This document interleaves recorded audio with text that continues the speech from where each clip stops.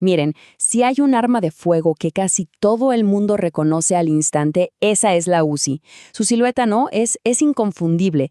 Y es que la hemos visto en todas partes, de verdad. Desde las manos de soldados de élite, de fuerzas especiales, hasta, bueno, en las de los villanos de las películas. Y claro, también en las del mundo real. Ahí está. Esa es la imagen clásica de Uzi, ¿no? Todo un símbolo de poder de fuego, pero en un paquete súper compacto. Ahora, para entender por qué fue tan revolucionaria, por qué de verdad cambió las reglas del juego, tenemos que entender primero el problema que vino a resolver.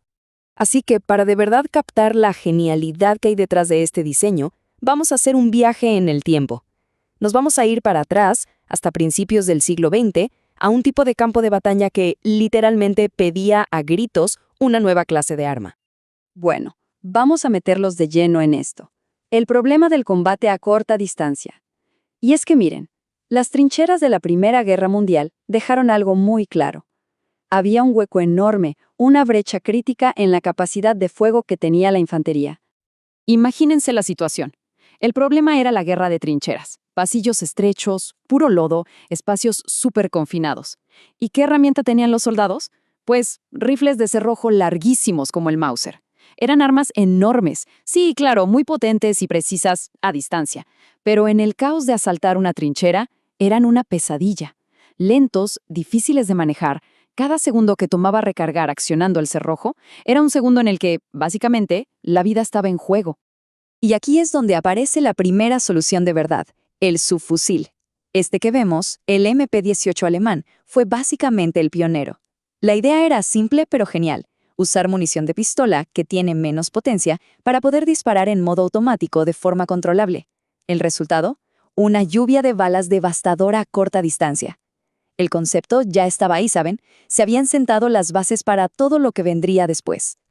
Bien, demos un salto en el tiempo. Ahora estamos a finales de los años 40. Y aquí es donde entra en escena Uzi el Gal y su ingeniosa solución. Porque para entender el Uzi, hay que entender la situación del recién formado Estado de Israel y sus fuerzas de defensa. Estaban, literalmente, luchando por sobrevivir, y necesitaban, pero con desesperación, un arma que fuera estándar, barata y, sobre todo, muy confiable.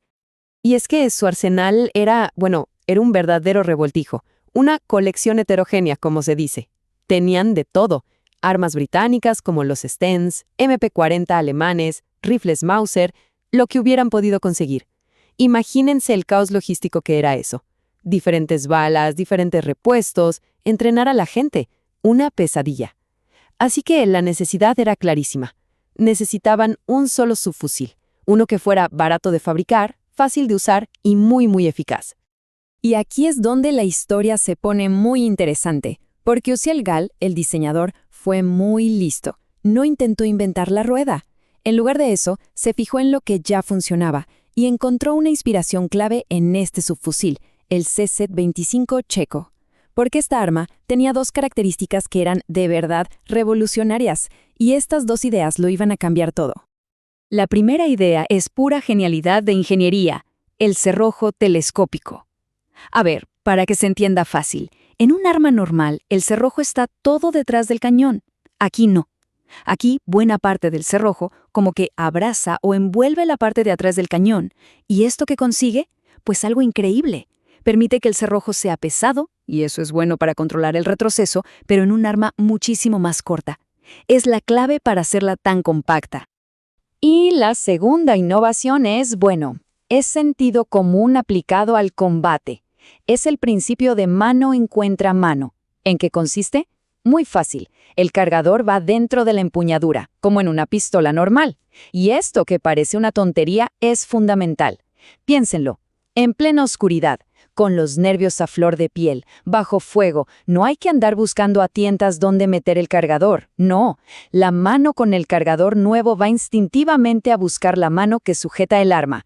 ¡Pum! Recarga hecha. Rápido, intuitivo, a prueba de errores. ¡Claro! Con un diseño tan bueno, el Uzi no se iba a quedar solo en los planos. Había que probarlo. Y vaya si lo probaron. Fue forjado literalmente en el fuego del combate. En el escenario más duro que se puedan imaginar, la guerra en los desiertos y ciudades de Oriente Medio. Y muy rápido se convirtió en el arma de dotación, la favorita de los paracaidistas y las fuerzas especiales israelíes. ¿Por qué? Porque era perfecta para las nuevas tácticas que estaban desarrollando. Su tamaño, su potencia de fuego, era ideal para asaltos en espacios cerrados, para incursiones nocturnas, para limpiar búnkeres y posiciones enemigas. Era el arma perfecta para un tipo de guerra donde cada segundo y cada bala eran la diferencia entre la vida y la muerte. Y este relato, que es de un paracaidista israelí en la batalla por Jerusalén de 1967, pone los pelos de punta. Pero ilustra perfectamente la brutal realidad del combate urbano con esta arma. Aquí ya no hablamos de especificaciones técnicas ni de diseño.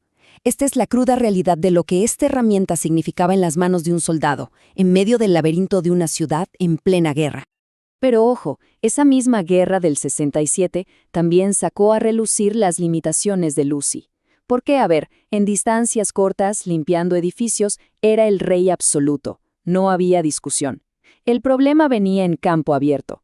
Ahí se topó con un rival que jugaba en otra liga en cuanto a alcance, el AK-47. El Kalashnikov simplemente lo superaba en distancia. Y esto dejó algo muy claro. ¿El Uzi era una herramienta fantástica? Sí, pero era una herramienta especializada. Y una vez que demostró lo que valía en combate, el Uzi no se durmió en los laureles. Al contrario, se convirtió en un fenómeno global y el diseño original empezó a evolucionar, a adaptarse. Se hizo más pequeño, más rápido, dando lugar a toda una familia de armas.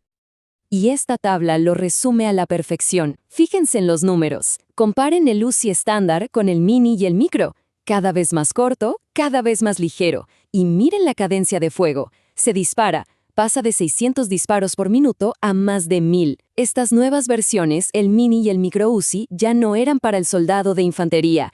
Estaban pensadas para fuerzas especiales, para guardaespaldas, gente que necesitaba algo muy discreto pero con una capacidad de fuego bestial. Y con esta evolución vino un cambio técnico súper importante. El paso del cerrojo abierto al cerrojo cerrado en algunas versiones. Sin ponernos muy técnicos, el cerrojo abierto es más simple y barato. El Uzi original lo usaba, pero tiene una pega. El primer disparo no es tan preciso. El cerrojo cerrado, en cambio, es más complejo, pero te da una precisión mucho mayor en ese primer tiro. Y si eres un agente de una unidad de élite, en una situación de rehenes, por ejemplo, ese primer disparo lo es todo, es la diferencia. Y con todo eso, llegamos a su versión más moderna, la de hoy en día, la Uzi Pro. Esta es, básicamente, la bisnieta del diseño original de Uziel Gal. Obviamente está adaptada al siglo XXI. Tiene polímeros para ser más ligera, una ergonomía mucho más estudiada y rieles por todos lados para ponerle miras, láseres, lo que se quiera. Pero lo increíble es que, en el fondo, la idea central, el corazón de aquel diseño de los años 40, sigue ahí. Sigue siendo relevante. Y esto nos lleva, inevitablemente, a la parte más compleja de esta historia, el legado del Uzi. Un legado que es como poco complicado. Porque esta es una herramienta que ha estado en manos tanto de héroes como de villanos. Y es que esta es la paradoja del Uzi. Miren las imágenes. Por un lado, un arma en manos de fuerzas de élite. Por otro, en manos de criminales. La misma eficacia que la hizo tan valiosa para los buenos, la hizo también terriblemente atractiva para los malos. Esa dualidad es el centro de su historia. En unas manos es una herramienta para proteger, en otras es un arma para aterrorizar. Y para que nos hagamos una idea de su alcance, hablemos de números. Se estima que se han fabricado más de 10 millones de Uzis en todo el mundo. 10 millones, eso contando todas sus variantes y por supuesto las copias sin licencia. Es una cifra astronómica. La convierte en uno de los subfusiles más producidos de toda la historia. Se ha esparcido por literalmente cada rincón del planeta.